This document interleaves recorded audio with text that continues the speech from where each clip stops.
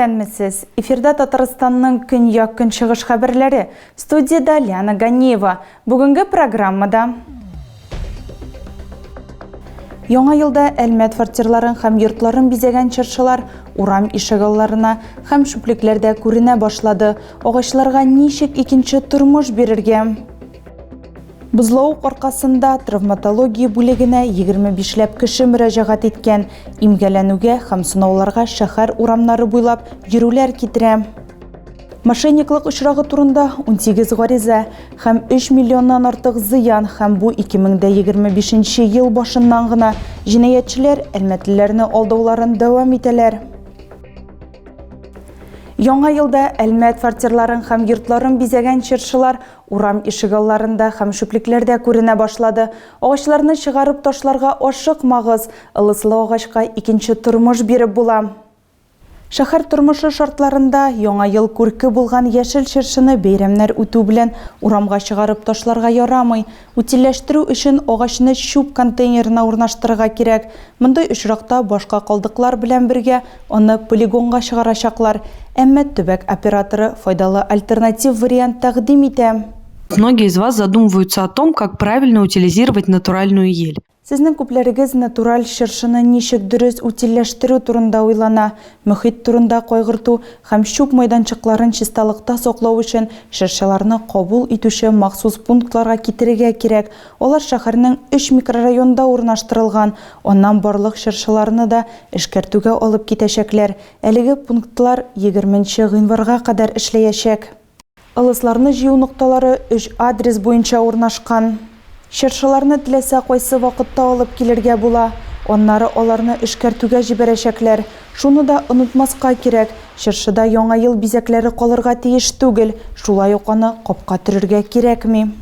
Бузлауык аркасында травматология бүлегенә 25ләп кеше мөрәҗәгать иткән, имгәләнүгә һәм сынауларга шәһәр урамнары буйлап йөрүләр китерә. Вот приведите прием покой, такой шинокамера так называемая. Вот. Потом все это. Тайып йығылдым, аңыма килдем, гипс. Совет фильмның популяр сүзләре операция кичергән пациентларның берсе өчен актуаль.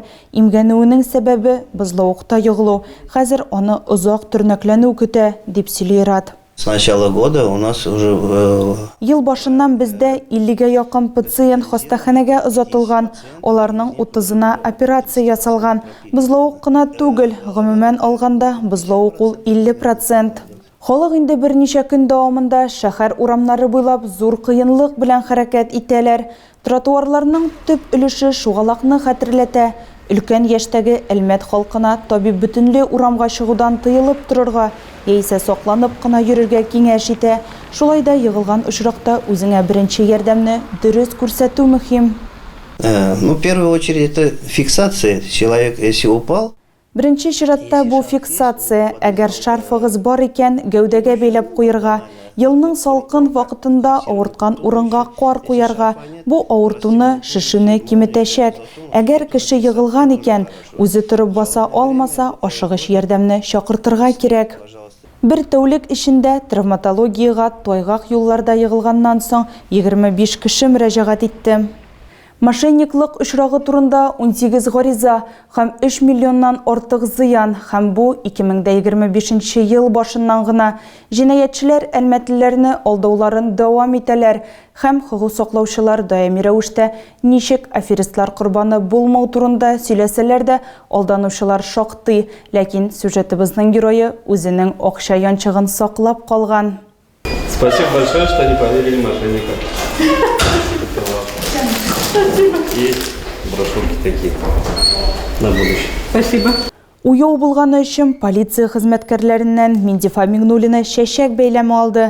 Мошенниклар хатын-кызга счетчикларны алыштырырга тәкъдим иткәннәр, ләкин ул җинаятьчеләрнең тузагыннан котыла алган. Счетчик меняет уже каждую неделю. Счетчикны алар атна сайын алыштыралар. Алар бик үз сүзле. Мин аларга сез узган атнада алыштырдыгыз дим. Алар барыбер моны ишетмиләр, барыбер кирәк дип әйтәләр.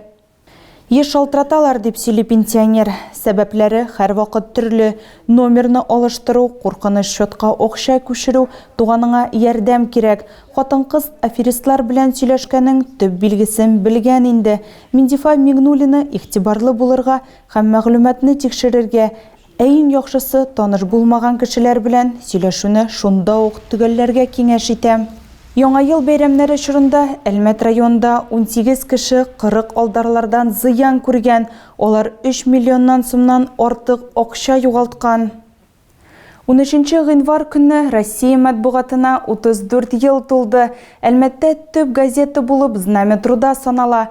Яраткан басмага инде 70 яшь, әмма ул бүген дә актуальлеген югалтмый. Кайчандыр шәһәрдә 15 газета була, әмма моңа карамастан ул көндәшләрен җиңә алган. 90-нчы елда аның татар телендәге аналогы Әлмәт таңнары газетасы да барлыкка килә. Бүген ике редакциядә Татмедиа акционерлык җәмгыятенең бер филиалына карый. Бу еллар эчендә журналистларның һөнәри составы үзгәрде. Моңа карамастан, иң мөһиме укучыларга мәхәббәт һәм сүзгә игътибарлы мөнәсәбәт кала. Газет публика-то, не будем лукавить, она возрастная. Газеталарның укучысы өлкән яшьтәгеләр һәм алар кагаз форматка күнеккән. Гомумән, әлбәттә, урта яшьтәге кешеләр арасында да газетаның кагаз вариантын сөючеләр бар.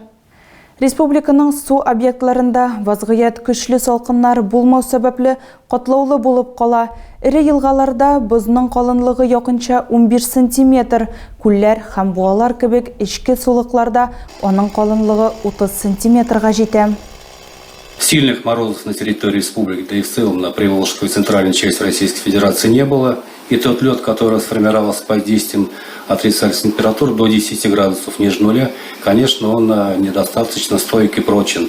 В такую погоду крайне важно помнить, что полыни, в связи с тем, что вода на льду, полыни незаметна, поэтому необходимо выверять каждый свой шаг.